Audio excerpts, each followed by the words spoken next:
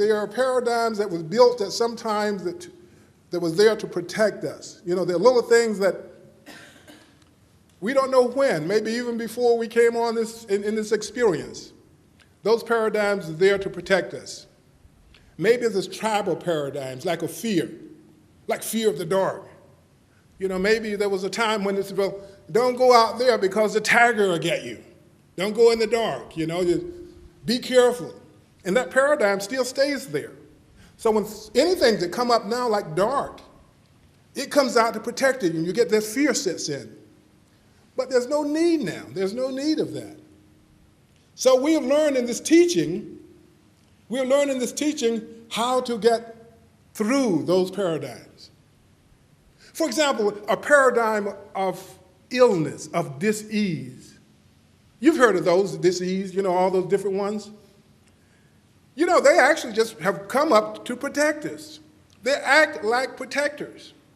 You know, cells get together to try to protect other cells. Maybe in the past, for some reason, it was needed. And the paradigm just got so big and so encapsulated and so strong, now it actually works against us. And we allow it to work against us because we take on that identification of it. We identify with it. And we learn in this teaching, all we have to do is what? See it right. When we see it right, our true self come out to being. Doctor, in our treatment, our teachers tell us over and over again that when we pray an affirmative prayer, when we treat, there's really nothing to treat for. All we have to do is, we don't treat to change anything, we just treat to see things clear, to see our true selves, let our true selves shine through.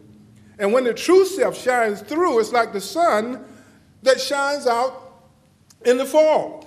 It melts away anything that's unlike itself, and then who's standing there but this bright, shining joy and love, this sunshine. But you have to get to a place of knowing that. I can do it for myself, and I can also see it for you. We say that, and practitioners, we know that. And we do that in this teaching. I'm grateful for that. That changed my life. When I walked in this church about 21 years ago, at the age of 10, Dr. J and Dr. Carroll became my teachers. And Dr. J and Dr. Carroll saw through what I identified myself as being. And I thought, well, those guys are the biggest exaggerators that I've ever seen. And a lot of us see now, when we see Dr. J now, we think that, you know, we say, well, you know Jay, you know, he will exaggerate. But it's not true. Dr. J always sees the truth. And he always saw the truth of me and still sees the truth of me. I remember, and he sees the truth of you with his students. He's always bragging about his students. The first year I went to Selamar, Dr. J was bragging about me so much that I was a little jaded about walking out. People said, well, I know you. Yeah, you did this and you did that, and you were a practitioner. And when I became a minister, I was the greatest minister in the world. And so I had to begin walking around saying that I was the greatest minister in the world. You know, I would get up in the morning and they would let me speak. And I'm thinking, boy, they're letting me speak. And I would work at it. And I tell you, I would walk off and think, wow, boy, I stunk the place up this morning. And that's what I would say.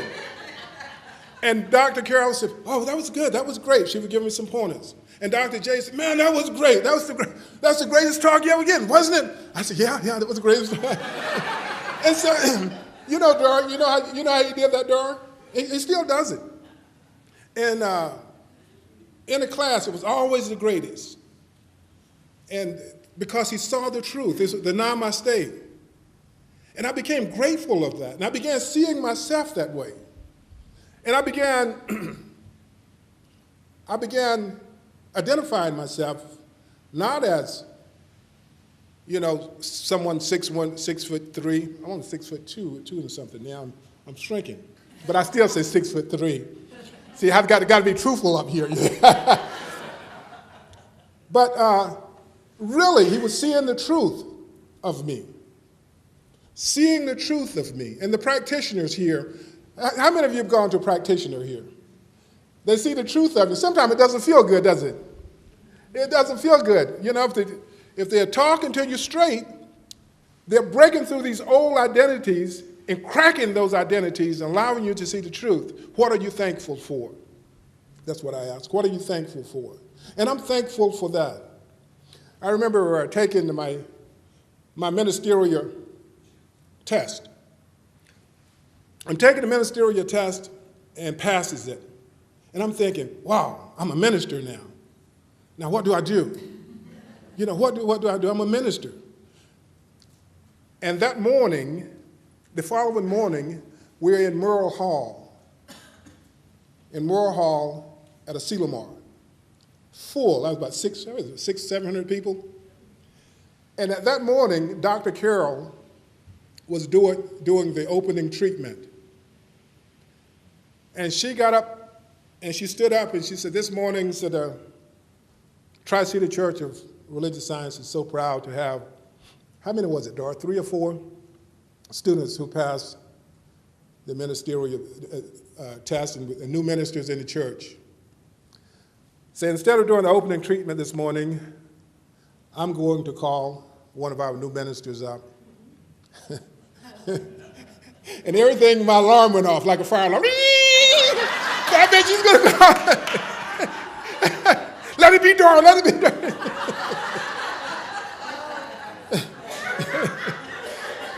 She said, and I'm going to call up Reverend Lacy. I tell you what, I walked up and I nailed it. I knocked it out of the park. I was so grateful for that. So grateful that someone could look through me and see that. And you do that now, the community. I think community is one of, at this time in the evolution of the world, that community is most important. Most important. To come in the morning and listen to a song and to be around, to get inspired, it's most important. Let us immerse ourselves into this oneness, the truth of who we are. Because really when we're talking about going to God, we're talking about recognizing who we are. Because I tell you what right now, you can't get to a higher place without first recognizing who you are. A lot of us want joy in our lives. We cannot have joy in our lives until we begin enjoying who we are. A lot of us said we want to love this and love that and love God. Guess what? You can't love God until you begin loving yourself, being grateful to yourself, knowing who you are. There's a story of the Salt Boy. You guys probably have heard it. There's a Salt Boy, and he grew up, the Salt Boy wanted to know who he really was. He wanted to find out, he wanted to search and find out who he really was. Right? What was his place in this world, a Salt Boy? So he began going from land to land, researching and checking and asking questions. So finally one day he walks to the shores of the ocean. And he gets to the shores of the ocean, and the ocean beckoned him. Come in. Come in. So he stuck a foot in the ocean.